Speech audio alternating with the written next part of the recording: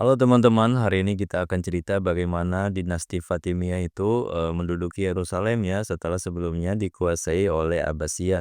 Jadi dinasti Fatimiyah ini berdiri pada tahun 969 sampai 1071 Masehi ya. Dan dinasti Fatimiyah adalah kerajaan Syiah Islamiyah yang muncul di Afrika Utara. Ini berpusatnya di Kairo atau Mesir sejak 969. Nah, mereka ini mengklaim keturunan dari Fatimah Az-Zahra, putri Nabi Muhammad. Tujuan politik mereka adalah menyaingi Abbasiyah yang Sunni pada saat itu di Baghdad. Tahun 969 Masehi itu Jenderal Fatimiyah Jawhar al-Sikli ini merebut Yerusalem ya dari Abbasiyah. Jadi Yerusalem itu masuk dalam wilayah mereka sebagai bagian dari ekspansi Syiah di Syam dan Palestina.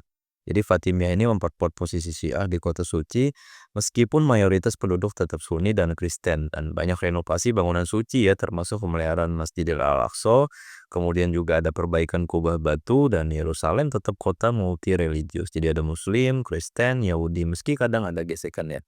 Nah, ada juga pada masa krisis abad ke-11 itu Yerusalem itu diguncang gempa bumi besar tahun 1016 Masehi ya, dan ini menyebabkan kerusakan sebagian Masjid Al-Aqsa. Dan Al-Hakim bin Amrillah tahun 996 ini Khalifah Fatimiyah yang terkenal kontroversial ya. Jadi ia pernah menghancurkan gereja Makam Kudus pada masa itu di Yerusalem tahun 1009 dan memicu kemarahan Kristen Eropa, dan peristiwa ini kelak jadi salah satu alasan yang dipakai untuk Perang Salib Pertama pada tahun 1096 Masehi. Setelah Al-Hakim, penguasa Fatimiyah berikutnya memperbolehkan pembangunan kembali gereja, dan akhir kekuasaan di Yerusalem tahun 1071 Masehi.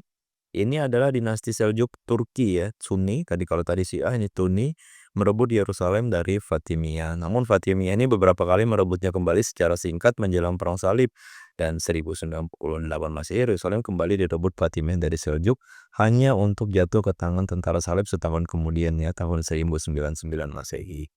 Kira-kira seperti itu teman-teman ya, mudah-mudahan bisa bermanfaat. Terima kasih.